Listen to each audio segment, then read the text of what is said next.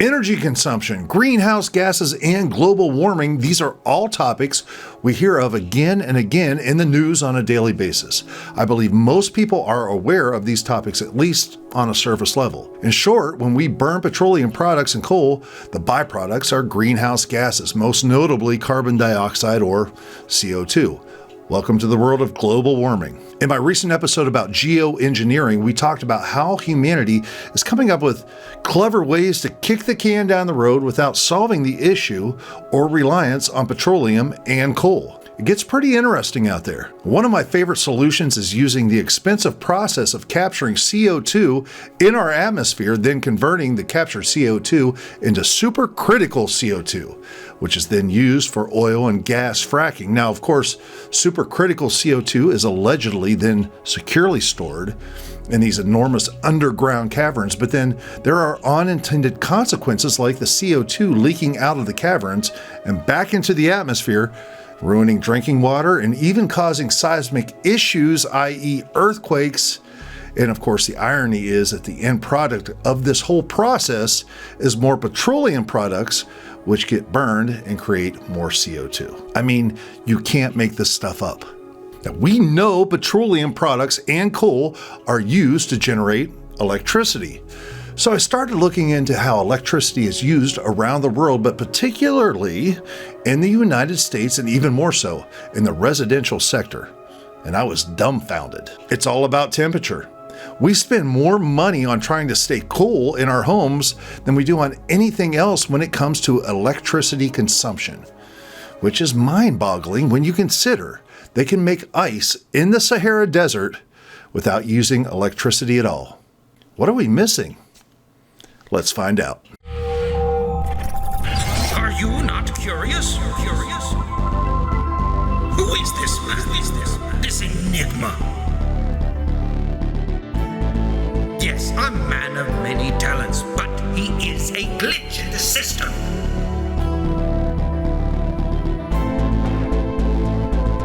He spends his nights scouring texts for traces of lost knowledge.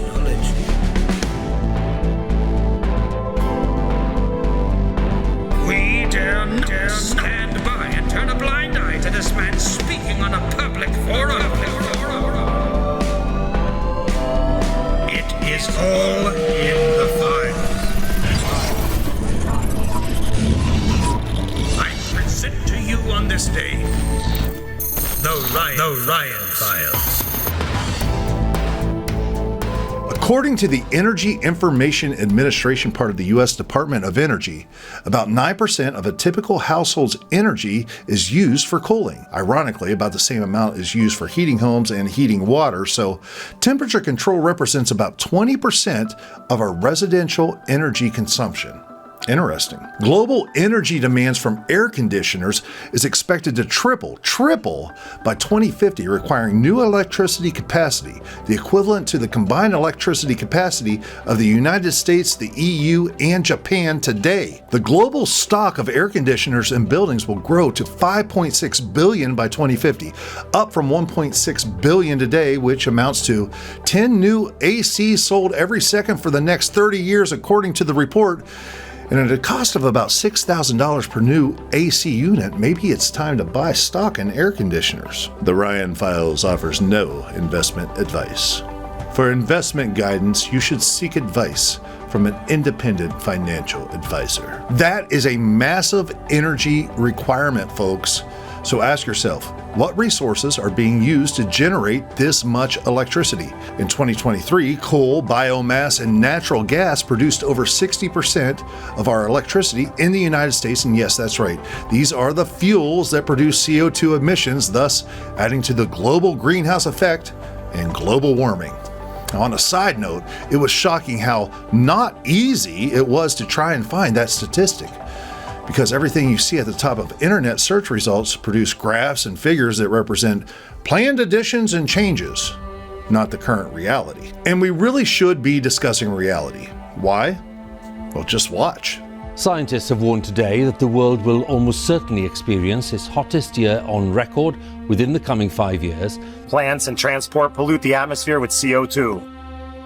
It creates the greenhouse effect. and the atmosphere is getting warmer. It's considered to be the main reason of global warming. Right now, we're facing a man-made disaster of global scale. Our greatest threat in thousands of years, climate change. The catastrophe will continue by itself. Like a rolling snowball, oceans will get bigger and attack the ground. The areas which won't be hit by water floods will be flooded with refugees. People won't have enough water and food. Civil wars will be starting here and there. Climate change is the defining challenge of our generation. The greenhouse gases we pump into our atmosphere are heating the planet dangerously fast. Scientists warn that global temperatures must not rise by more than 1.5 degrees Celsius if we are to avoid the worst impacts of climate change. Unless we act fast to cut our emissions, temperatures will rise far more than that. This would change life on the planet as we know it. The amount of carbon dioxide in the atmosphere now is 50% higher than it was in 1900.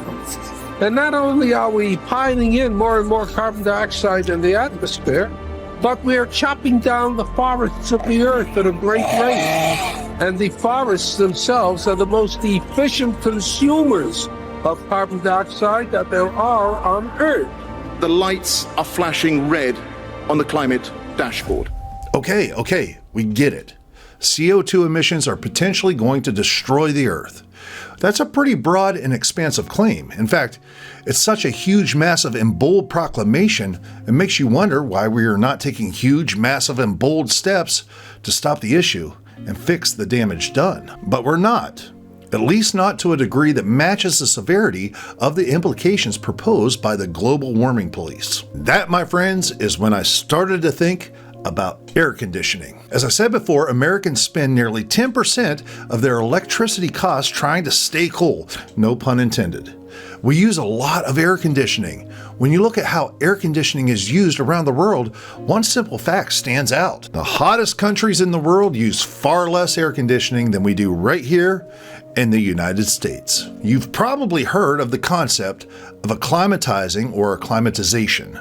Now, this is the process in which an individual organism adjusts to a change in its environment, such as a change in altitude, temperature, humidity, change in the hours of sunlight versus night, or even pH levels. These adjustments allow us to maintain fitness across a range of environmental conditions. It can be accomplished quickly too, over a short period of time from just hours to days. When you think about it, organisms can adjust their morphological, behavioral, physical, and their biochemical traits in response to changes in their environments.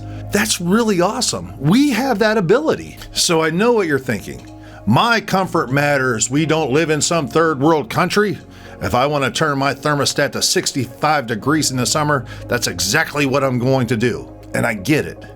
But I also understand the luxury of air conditioning is not necessarily making you a more adaptable human being. Take a look at America's outdated energy grid.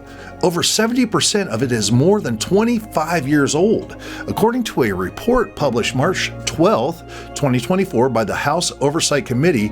Risks to the power grid include weather, foreign adversaries, cyber attacks, and regulations. For sure, if the power grid were to go down, we would have our hands full with all kinds of issues. But for many, it wouldn't be about communications or even enough food and water. It would be the heat. We see it every year in America. Heat kills. And it makes you wonder if those negative effects could be mitigated if we just committed ourselves to acclimatizing. Now, anyone who has watched the Brian Files know I believe our ancient ancestors were much smarter than we give them credit for. From the pyramids at Giza to Sacsayhuaman in Peru, and they were doing things we just can't do today. Add to that list, making ice in the desert. Today in Iran, we see these ancient structures called yakhchals. 129 remain in the country to this day. Now, this one is from around 400 BC, but there are records of these structures as far back as 2000 BC. These cooling systems are capable of keeping ice frozen all year round for the production and preservation of food and for cooling buildings. Built with heat-resistant mud brick construction, these spaces use the simple principles of thermodynamics and compressed air. Air pours in from the base of the structure. The cooler, heavier air sinks to the bottom of the yakhchal. The thinner, hotter air is guided upward through a hole in the top of the tall, conical building. A pool of water at the bottom of the yakhchal helps cool the air through principles of condensation and evaporation. And in the end, you can make ice in the desert without electricity. That is brilliant. Moreover, wind catchers can be used in a similar fashion to cool buildings or assist in the cooling of a yakhchal. And what is encouraging to see is this ancient science being incorporated in modern buildings all over the Middle East and India today. Wind catchers use the Venturi effect, which is a specific example of Bernoulli's principle. In essence, wind catchers are built high up with an opening face of the direction of incoming wind, or the windward side. The velocity of the wind is forced down a tunnel where the air is compressed. The air then expands as it exits the wind tunnel and enters the living space. The cooler, denser air stays close to the floor, while the hotter, less dense air gets pushed upwards and out of the leeward side of the tunnel. The inclusion of a fountain inside the living space can increase the efficiency of wind catcher technology by helping cool the air through evaporation. And of course, screens, even decorative screens, can be utilized to keep out bugs and birds. It's all really fascinating. So is anyone using this technology on the residential level today? You bet. Straddling the Mexican and U.S. border, the Sonoran Desert is one of the hottest places on Earth. But by incorporating some of the ancient principles we find in Iran, this modern-day house, remarkably, stays cool. The outside temperature on this day is 47.2 degrees Celsius, about 117 degrees Fahrenheit. But inside, the temperature is a breezy 24.2 degrees Celsius, or around 75 degrees Fahrenheit. And I say breezy because not only does the interior domed roof mimic the construction of a yakhchal, the house also uses wind catchers in the design, so there's always a nice cooling breeze inside the structure. So where does this leave us? In short, a large percentage of our electricity goes to air conditioning, and perhaps that would be fine if the majority of our electricity was not produced by fossil fuels, which create CO2 and increase the level of greenhouse gases in our atmosphere, which climatologists state is the cause of global warming. But rather than taking massive strides to fix our carbon emissions, we plan on tripling the number of energy-guzzling air conditioners on the planet over the next 25 years. Meanwhile, there are ancient technologies that could be implemented to greatly reduce energy consumption for residential and commercial cooling. It's funny, I'm not a climate guy at all. I mean, not at all. I think the issue gets politicized, and I get frustrated that we, the taxpayers, get left holding the bill. Well, what's the truth? There are so many on both sides of the issue, some saying we're all going to die tomorrow, and some saying it's all a hoax. Again, what's the truth? If you leave politics out of your decision-making process on this matter, you soon realize it's a tough subject to navigate. We are, all of us, just looking for the truth, and that should unite us. But I do understand the geopolitical issues associated with reducing carbon emissions and the pressure to do so now. And the truth is, I believe whoever blinks first, whoever really gets serious about reducing carbon emissions, that's probably the country that's going to lose out on global power and dominance. It's a big catch-22, my friends. And part of the reason I've released these last 2 episodes on geoengineering and air conditioning is to shine a simple light on the complexity of the problem. Folks, don't get fooled into the need to take a blind side on this and further divide us as a country and as a world. I promise you I can find 100 statistics right now online that prove global warming is real, and another 100 that prove it's all made up. And if you don't have the intellectual honesty to understand that simple fact, then perhaps you'll accept this fact. You're being used to divide the populace and to continue the massive income stream that results in never solving the problem. But if the problem is that real, let's bite the bullet and fix it. That includes all the billionaires out there that are quick to pass the bill on to us in the middle class, and whose industries have helped create the problem in the first place. And for crying out loud, can we stop the multi-million-dollar studies that just present the answers to those that funded the study? Despite what the system wants you to think, we are smarter than this. I'm down with being environmentally conscious. Maybe I will turn up that air conditioner thermostat. Maybe I will dedicate myself to acclimatizing. And maybe I'll look into incorporating ancient technologies to help cool my home. My question is, however, what is the government going to do about it? And of course, how much is that going to cost me?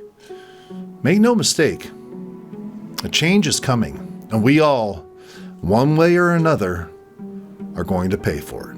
Thanks for tuning into the Ryan Files this week, my friends. I appreciate each of you. If you want to support our efforts here, be sure to like this episode, share it with your friends, and of course, subscribe to this channel by hitting this button right here. And be sure to connect with us at theryanfiles.com. Buy a t-shirt. Become an agent of the Ryan Files. Your support is huge. Thank you. Also, don't miss out on the Friday night mic drop every Friday evening at facebook.com/theryanfiles. I hope to be moving this over to YouTube over the next few weeks. I'm planning a special beta release preview for all the agents of the Ryan Files out there. Yet another reason to join the community. Be sure to tune in next week as I have an awesome episode coming with the guys down at Lost Boys Barber Company. This is a fun one, folks. You're not going to want to miss it. Thank you, thank you, thank you. You bless me. I appreciate each of you for tuning in. Stay curious out there, all you amazing people, and I will see you right here next week on the Ryan Files. The Ryan Files.